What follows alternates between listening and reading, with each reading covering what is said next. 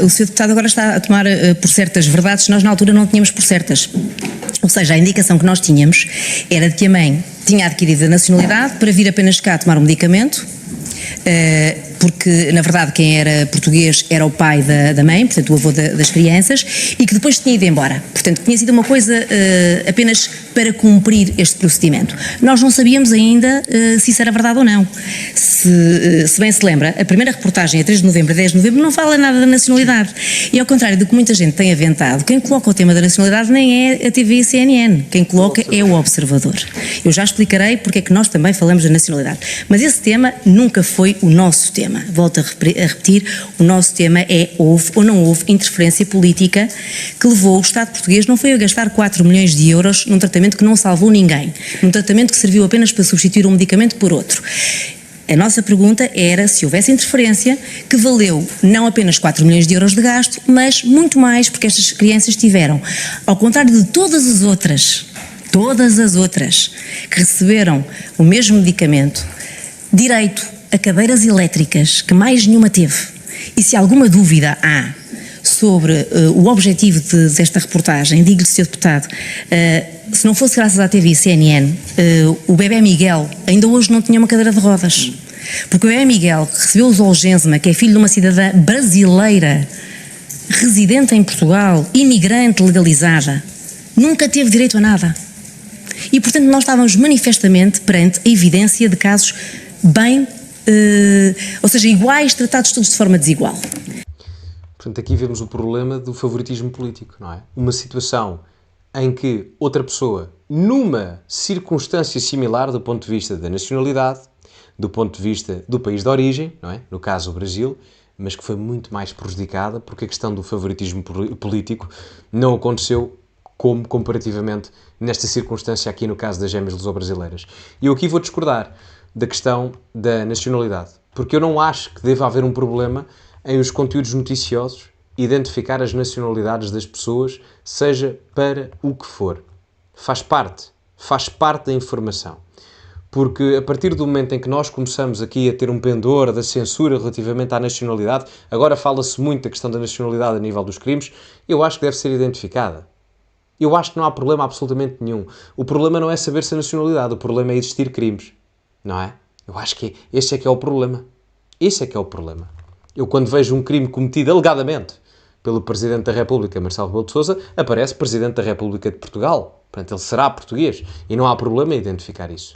Portanto, aqui aplica-se exatamente a mesma coisa. E há outra questão aqui também, não é? É que, não necessariamente neste caso aqui em concreto, mas volto a frisar a questão dos recursos. Se o Serviço Nacional de Saúde, neste momento, não tem capacidade de resposta para os portugueses que cá vivem, para aqueles que se legalizaram ou que, no final do dia, até se naturalizaram portugueses e têm a dupla nacionalidade segundo o parâmetro legal em Portugal. Imaginem se está difícil para eles na situação atual. Imaginem depois essas mesmas pessoas verem outras com benefícios por conectividades e conexões políticas que as fazem ser favorecidas, quando, no caso, isso não se justifica. Não é justo e há violação da lei. Tráfico de influências. E, portanto, parece-me óbvio. E eu gostava, genuinamente, que o Presidente da República dissesse alguma coisa. O Presidente da República, Marcelo Rebelo de Sousa, passou 20 anos a falar todos os domingos à noite e falava sobre tudo e mais alguma coisa entre 2016 e 2023. No último ano tem andado muito calado, desde que isto aconteceu. Portanto, como tem andado muito calado, era boa altura para ver se ele se exprimia mais um bocadinho. Eu gostava, não é? O professor Marcelo, já que falava tanto com o Judito de Sousa, no Canal 1, também à noite, está na altura de voltar a esses tempos. Já que gostava tanto de comentar os assuntos da semana, eu adorava ver o Marcelo Rebelo de Sousa a comentar o assunto desta semana. Sandra Felgueiras no Parlamento. Se fizer favor. E recomendo um livro também. Que isso não é favoritismo político de certeza, nem favorecimento. Portanto, está tudo ok. Vamos continuar. Mas voltando, só para não me perder, porque depois nós de repente tivemos aqui muitos factos que foram sendo conhecidos também com a ajuda vossa, mas eu vou tentar levar isto de forma a que não se confundam no que é que eu sabia à data dos factos. Portanto, a 3 de novembro eu só sei isto, e é aqui que eu gostava que se focassem. 3 de novembro. Se me permitem, eu vou tirar o meu telemóvel, porque eu vou ter que vos ler algo que acho importante. Só um pormenor enquanto a Sandra Felgueiras está ali. Isto é um trabalho de investigação fantástico. Reparem que nós estamos neste momento, hoje é dia 21 ou 22 de janeiro, não é?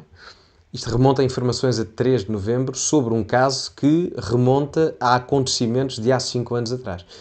E a Sandra Felgueiras merece todos os parabéns... Desculpem lá. Merece todos os parabéns desta vida, porque se repararem, em termos mediáticos, a Sandra Felgueiras, e políticos, a Sandra Felgueiras tem associado a si, em termos de jornalismo de investigação, os principais casos bombas da realidade política em Portugal. A questão da Operação Influencer, o caso das gêmeas, e talvez seja por isso que a Sandra Felgueiras causou assim tanta comichão e por isso é que foi corrida do 6 às 9, não é?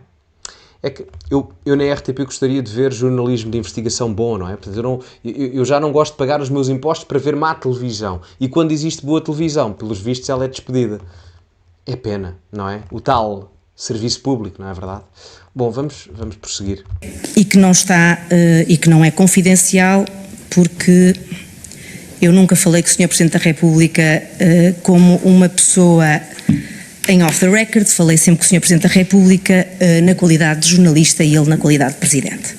3 de novembro tomaram todos nota, pois a dia 23 do 10, uma semana antes, eu escrevi assim: boa tarde, Sr. Presidente, sou a Sandra Felgueiras, como sabe, tenho um assunto da máxima urgência para falar consigo, preferia explicar-lhe pessoalmente ou via WhatsApp, sem intermissão do gabinete de imprensa, aguardo a sua resposta, senão enviarei pela via normal. Cumprimentos, Sandra Felgueiras.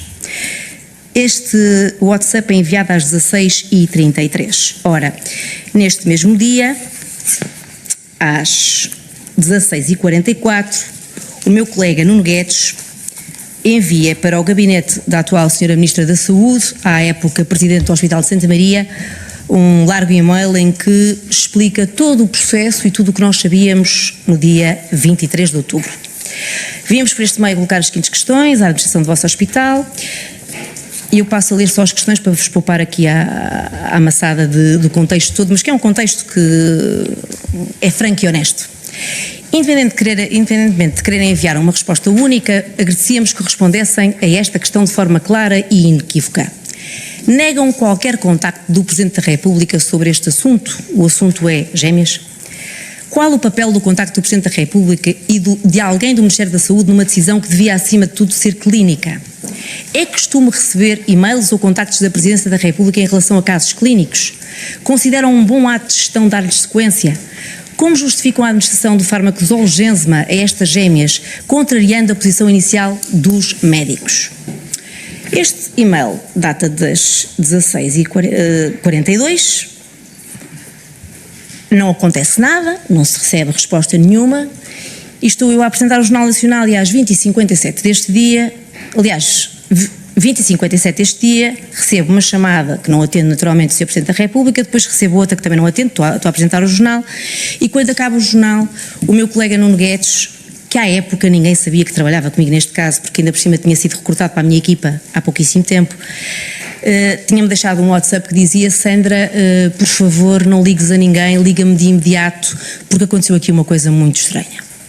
E quando eu lhe ligo, o que ele tem para me dizer é: ligou-me o Presidente da República por WhatsApp, disse-me que sabia tudo sobre o que é que nós estamos a investigar, disse-me que procedeu da forma habitual, que sabia o que era um caso das gêmeas, que mandou para o Governo como fazem todos os outros casos e que, a partir daí, as coisas sucederam-se.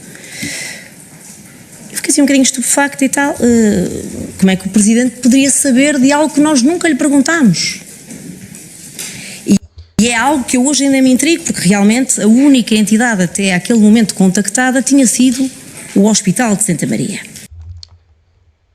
É assim, como é que o Marcelo saberia disto? Posso mandar aqui a minha tese. O Marcelo é conhecido por mandar recados na comunicação social, nomeadamente no Expresso. Quando vocês virem notícias no Expresso a falarem sobre o Marcelo, e quando citam a fonte do Expresso, normalmente aparece: fonte de Belém declara que Marcelo isto, fonte de Belém declara que Marcelo aquilo. A fonte de Belém, no final do dia, é o Marcelo. O Marcelo é que diz aos jornalistas do Expresso, ou aos cronistas, seja o que for, para colocarem lá a questão do fonte de Belém, quando no final do dia é o próprio Marcelo a fonte de Belém. E portanto, o que é que eu quero dizer com isto? É possível que, no meio jornalístico, se repararem, os telejornais muitas das vezes começam com o caos no SNS. No Hospital Santa Maria, por exemplo, há imensas reportagens. Poucas ambulâncias, urgências cheias, etc, etc. O que é que eu quero dizer com isto? Há a possibilidade, não estou a dizer que é do Expresso ou de qualquer meio de comunicação social.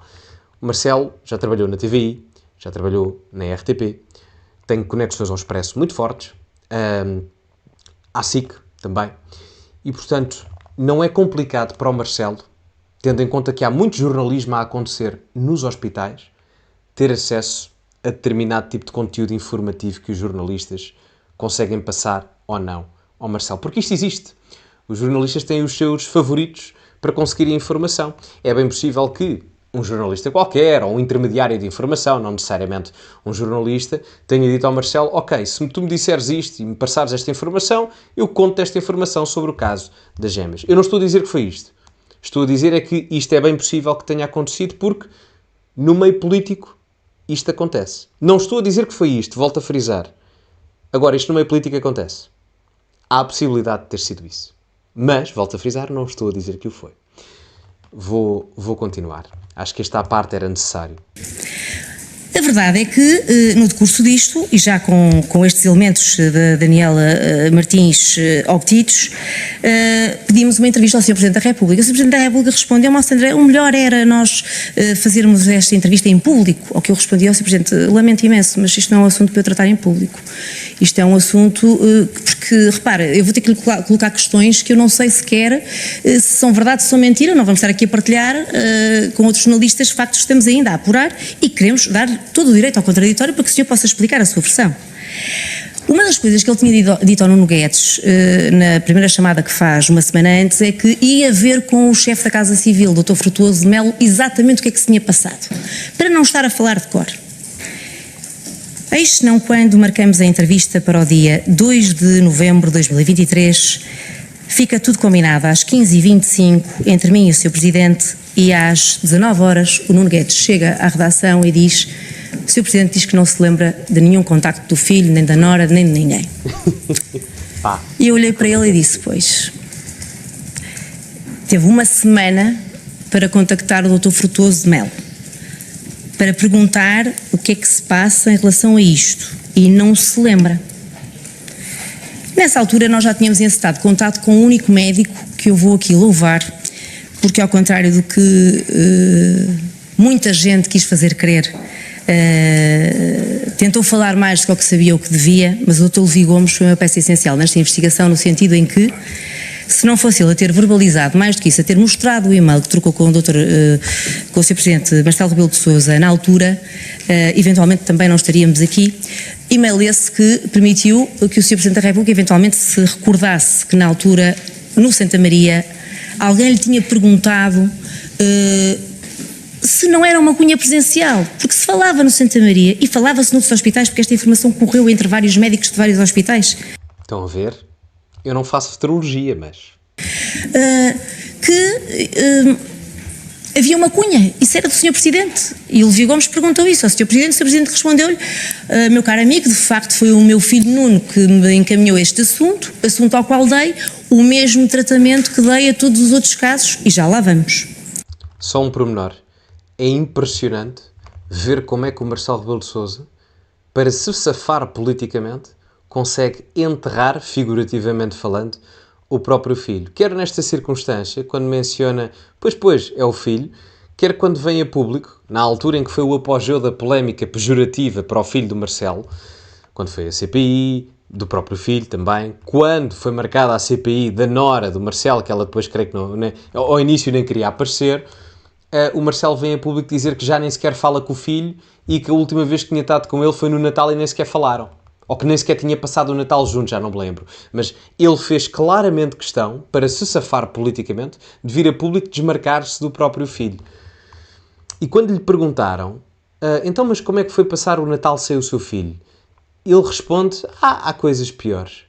Não sei se ele respondeu isto, mas é uma coisa assim do género. É assim, o Marcelo para mim está apresentado.